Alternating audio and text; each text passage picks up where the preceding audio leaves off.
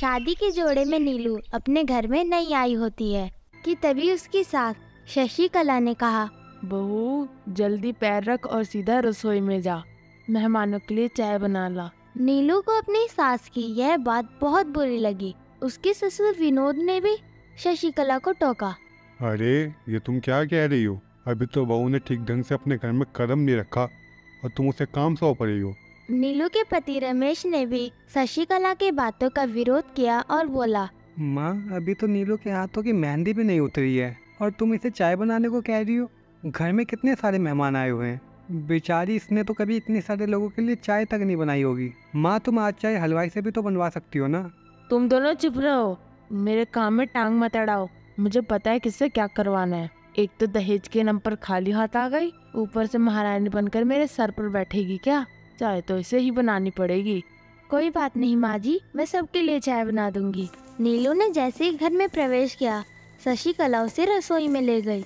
देख ये है रसोई घर, अब तक मैंने इसे संभाला है, अब इसकी जिम्मेदारी तेरी है। आज से इसे तुझे ही संभालना है। अब चल शुरू हो जा। नीलू शादी के जोड़े में बड़े से पतीले में सबके लिए चाय बनाने लगी। चाय बनाने के बाद नीलू ने सबको चाय परोसी। सबको चाय देने के बाद नीलू अपनी और रमेश की चाय लेके कमरे में गई। मुझे माफ़ कर दो नीलू, माँ ने आते ही तुमसे काम करवाना शुरू कर दिया। कोई बात नहीं, आखिर वो भी तो मेरी माँ जैसी है। अब वैसे भी मुझे तो सारा ही काम करना है, तो आज से ही सही। आप परेशान मत हो, हम दोनों साथ में मिलकर गर्मा गर्म चाय पियेंगे। रमेश और नीलू चाय पीने लगे। नीलू ने चाय का पहला घूंटी पिया था कि उसकी सास शशिकला की जोर से चीखने की आवाज आई। अरे ये तो माँ जी की आवाज है, क्या हुआ माँ जी को? नीलू और रमेश दौड़कर शशिकला के कमरे की ओर भागे। वहाँ उन्होंने देखा कि शशिकला बुरी तरीके से डरी हुई थी। डर के मारे उसके चेहरे से पसीना टपक रहा था। क्या हुआ माँ जी, आपने भूत देख लिया क्या? माँ क्या बात है, तुमने फिर से छिपकली देख ली क्या? छिपकली? हाँ नीलू, माँ को छिपकली से बहुत ज़्यादा डर लगता है। रमेश ने शशिकला से कहा। बताओ माँ, कहाँ है छिपकली? शशिकला ने उंगली से दीवार की तरफ इशारा किया। वो डर के मारे कुछ बोल नहीं पा रही थी। नीलू और रमेश ने देखा कि दीवार पर एक बड़ी सी छिपकली थी। नीलू ने हंसते हुए कहा, ये छिपकली आपका क्या बिगाड़ लेगी? छोटी सी छिपकली तो है, कोई डायनासोर थोड़ी है। नीलू ये मजाक का वक्त नहीं है, माँ को छिपकली का फोबिया है। रमेश और नीलू बात ही कर रहे थे कि शशिकला डर के मारे गिर गई। माँ होश में आओ माँ, छिपकली भाग गई है।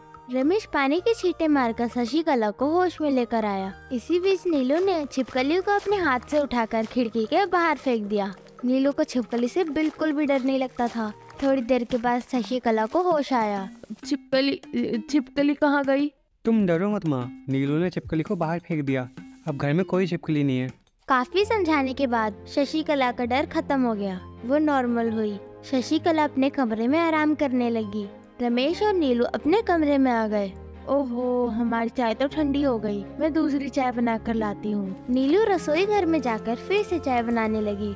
चाय बनाते वक्त नीलू सोचने लगी, माँ जी को छिपकली से बहुत डर लगता है। अगर मैं छिपकली बन जाऊँ तब तो माँ जी मुझसे भी डरने लगेगी और मुझे फालतू परेशान भी नहीं करेगी। लेकिन मैं छिपकली बनूंगी कैसे? काश मुझे कोई जादू आता। ये सब सोचते सोचते नीलू चाय बना लेती है और चाय लेकर अपने कमरे में आती है। रमेश और नीलू साथ मिलकर चाय पीने लगते हैं। थोड़ी देर बाद नीलू की मुंह दिखाई की रस्म शुरू हो जाती है। सारे रिश्तेदार नीलू की मुंह दिखाई करते हैं और बदले में उसे तोहफे देते हैं। मुंह दिखाई की रस्म खत्म होने के बाद नीलू बहू, खाना बनाकर सभी रिश्तेदारों को खाना खिला दे और खुद भी खाना खाकर जल्दी सो जा। कल सुबह सारे रिश्तेदारों की विदाई है और सबके लिए तुझे सुबह उठकर खीर पूड़ी बनानी है। बेचारी नीलू शादी के पहले दिन ही सभी रिश्तेदारों को खाना बनाकर खिलाने लगी, लेकिन शशिकला ने उस पर भी नीलू को खड़ी खोटी सुना दी। तुझे तेरी माँ ने खाना बनाना नहीं सिखाया क्या? दाल ऐसे बनती है, न इसमें हींग का तड़का लगाया है, न ही लहसुन का और न ही प्याज का, और सब्जी में तो कोई स्वाद है ही नहीं। ऐसा खाना तो किसी को भी अच्छा ही ना लगे। सब रिश्तेदारों के सामने मेरे नाक कटवा दी। रमेश की माँ, बस भी करो। नई बहू से इतने काम करवाना अच्छी बात नहीं है। और सबके सामने ये क्या सुना रही हो तुम उसे? आप चुप रहो जी, मुझे क्या करना चाहिए और क्या नहीं करना चाहिए मुझे सब कुछ पता है। नीलू बहू, तू जाकर सारे बर्तन धो दे। नीलू ने सारे बर्तन धोए, उसके बाद खुद खाना खाया। काफी देर हो चुकी थी। नीलू थककर सो गई। सुबह सबके उठने से पहले नीलू उठ गई और सभी मेहमानों के लिए खीर पूड़ी बना दी। सबके उठने के बाद नीलू ने सभी रिश्तेदारों को खाना खिलाया और उनकी विदाई की। अब सारे मेहमान जा चुके थे। नीलू ने अपने घर की सारी जिम्मेदारी अपने कंधों पर उठा ली थी। घर का सारा काम करना, यहाँ तक राशन लाना, सब्जियाँ लाना, सारा घर का काम नीलू ही करती थी। एक दिन नीलू सब्जी लाने बाजार गई। वह ढेर सारी सब्जियाँ और फल खरीदने लगी।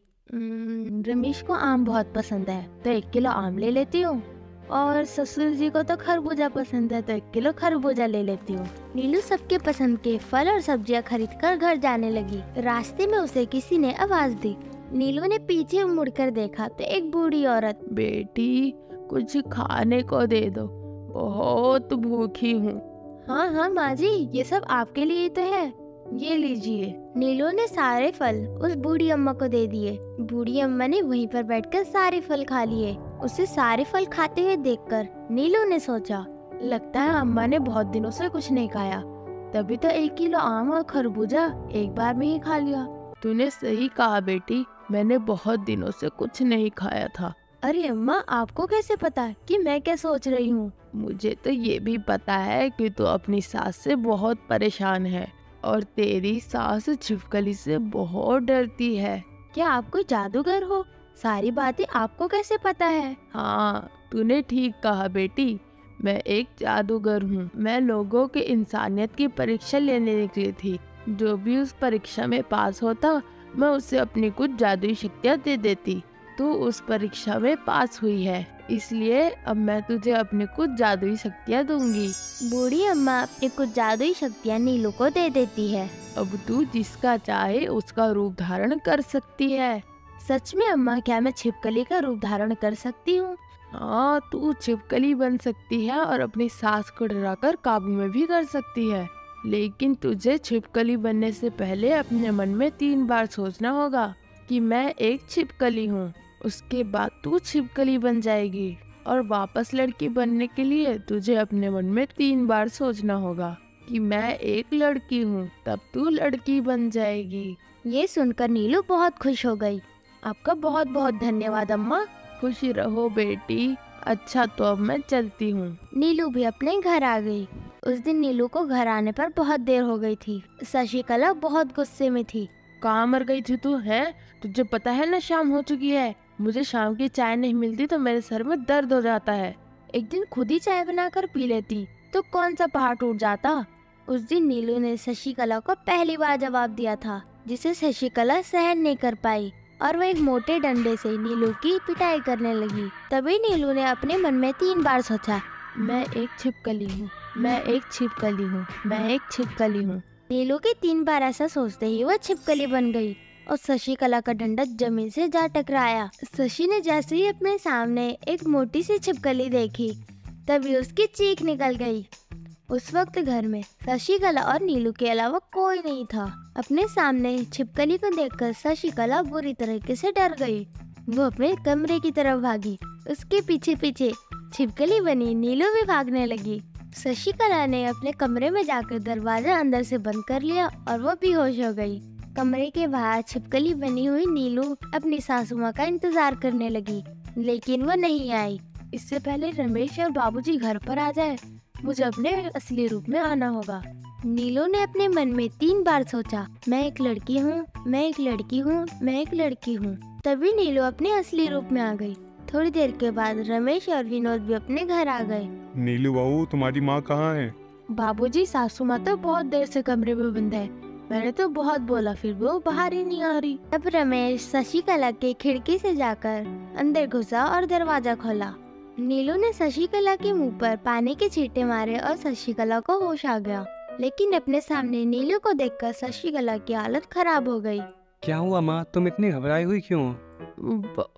वो छिपकली है। ओफो माँ, लगता है तुम्हारा दिमाग खराब हो गया है। ये तुम्हारी बहू नीलू है, कोई छिपकली नहीं है। तुम्हें तो सब जगह छिपकली दिखाई देती है। शशिकला की बात पर किसी ने भी विश्वास नहीं किया और नीलू शशिकला को हंसते हुए देखने लगी। उस दिन के बाद से जब भी शशिकला नीलू को परेशान करने की कोशिश करती, तब भी नीलू छिपकली बन जाती। नीलू को छिपकली के रूप में देखकर शशिकला की बुरी हालत हो जाती। शशिकला अब नीलू से बहुत डरने लगी थी। शशिकला ने नीलू को बेवजह परेशान करना छोड़ दिया। जब घर में कोई नहीं होता तो शशिकला तो नीलू के सामने ही नहीं जाती। इस तरह नीलू को शशिकला से छुटकारा मिल गया।